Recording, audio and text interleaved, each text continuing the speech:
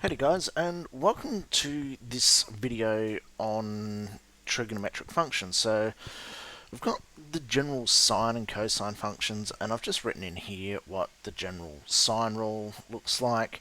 You could also write, instead of sine here, you could write cosine or cos, and it would be the exact same, except just obviously the cosine graph or sine graph, depending on which one it is.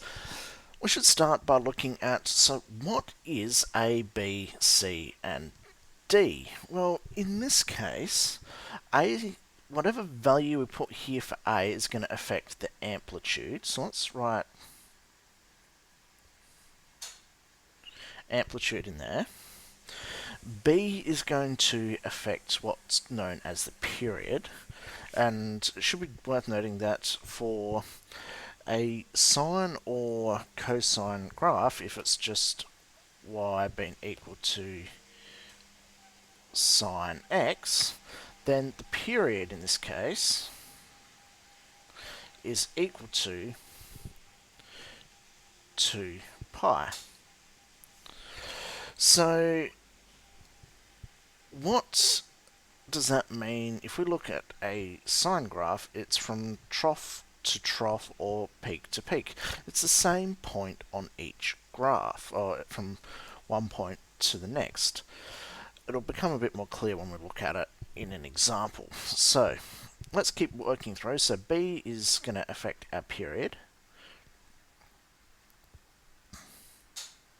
and it's generally given to us as, to work out what the period is going to be, it's going to be 2 pi on B. So whatever the value of B is, your period is going to be 2 pi divided by B. The next one is C, which is going to be our horizontal translation, so shifting it left or right from its starting position. And we'll compare what the graph of sine x is equal to versus another one where we do start to change these things around. So we'll go sine C, or sorry, C being equal to our horizontal translation. So let's write that in there. Horizontal translation. And D, if C is our horizontal translation, if we can make sine x 0, or if x is equal to 0, it's going to make all of this, doesn't matter what it is, equal to 0.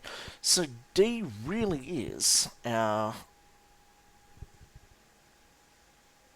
y-intercept, or in this case, we're going to call it our vertical translation.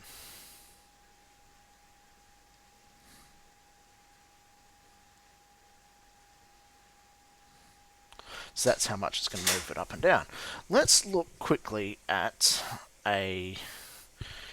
let's draw up a quick this graph of sine x so we can compare it to it. So if we go like this, and that should do, what we're going to have is point up here 1, and down here will be -1. Now these come from our unit circle. Now our graph of sine x is going to start here. And what's going to happen is we're going to go upwards first, so it's going to go up, back down, and then back up again.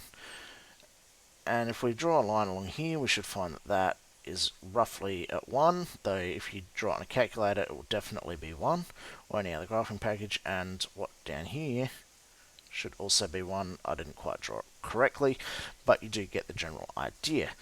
So when we're talking about amplitude, what we're talking about is the point from here to here. So this is our amplitude here.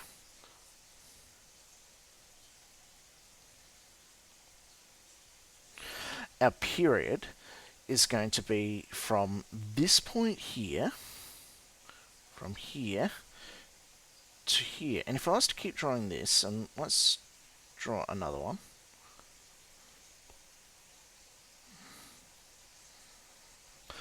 we could say our period, if we want to work it out, could be from our peak here to our peak over here. You have to excuse my drawing. Horizontal translation will move the entire thing up or down depending on what the value is. Could be positive, could be negative. And our vertical translation will move it left or right. So if we started off with something like -1, then we'd actually be starting the graph from down here and then going up and then back down. And we'd be shifting it like that. So that's our sine x. What's cos graph of y equals cosine or cos x going to equal? Let's just leave it like that for the moment, and we'll look at what this is going to look like. Let's draw it up.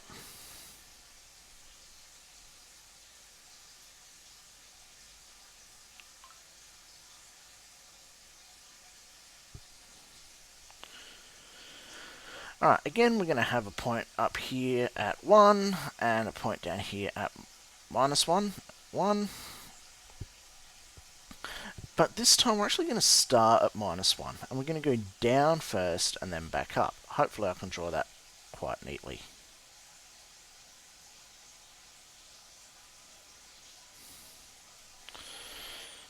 Not the best drawing I've ever done, but you get the idea. So again, the period, amplitude, horizontal, vertical translations are all exactly the same on a cosine graph as what they are on a sine graph. Let's look at a quick example. So if I have y being equal to the square root of 2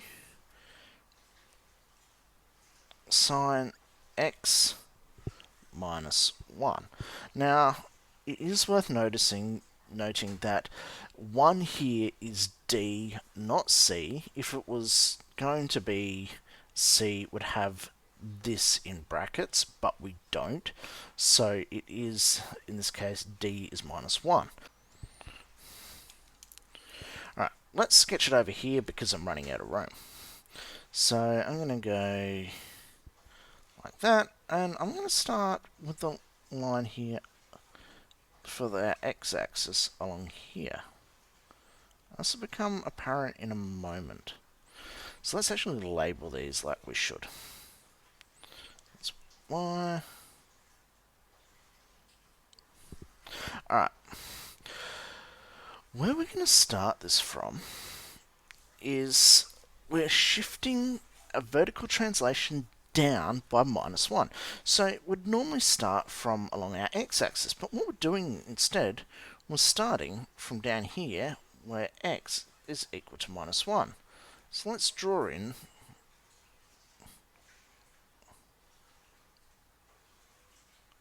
a bit of a line there. And what this is going to be is, in our graph of sine x, we had the x-axis, which we're going the same distance above and below. What we're doing here along this blue line, or our vertical translation, is going to be the same thing. We should work out how far up we're going to go and how far down. In this case, we're going up by, well, our amplitude's affected because it's going to be square root of 2. So what we could do is mark a point up here. I'm going to mark it just in here. And roughly the same down here, distance-wise. And what these points are actually going to be, if you think about it, this is, we've shifted it down by -1. The point down here is actually going to be equal to minus root 2 -1. Now, I don't need to actually work out what the number is. I can just leave it as that. And the point up here, where the top of the graph is going to be, it's going to be root 2 -1.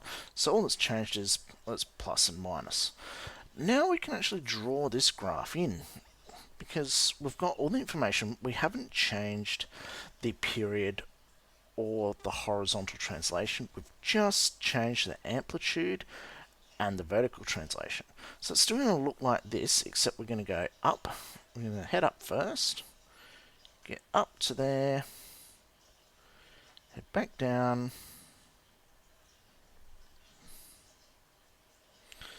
like that. Now, it would be a little bit more curved in real life, but I've just got to excuse my drawing. This has given us, we've been told, graph it between 0 and 2 pi. Well, we know that a period is normally 2 pi, so it's going to go from here back to its starting point here at 2 pi.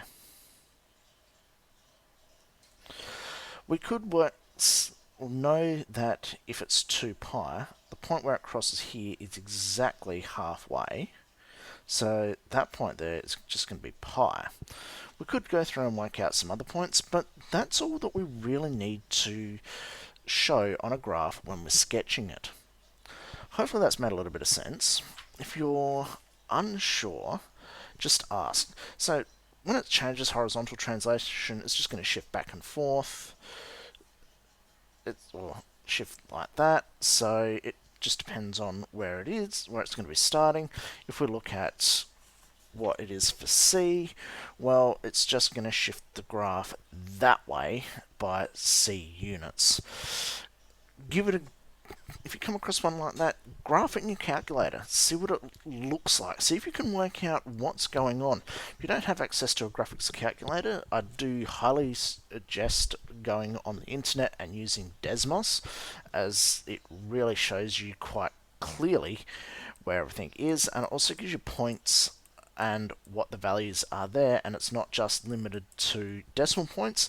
It'll actually show you what some of the points are. For example, this point right down the bottom here is actually 3 pi on 2 for the value of x, and it will show you that, not just whatever the decimal point of it is. Hopefully this video has made a bit of sense and you've got something out of it. If you're still not sure, just ask for help. And as always, thank you for watching, and we'll see you next time.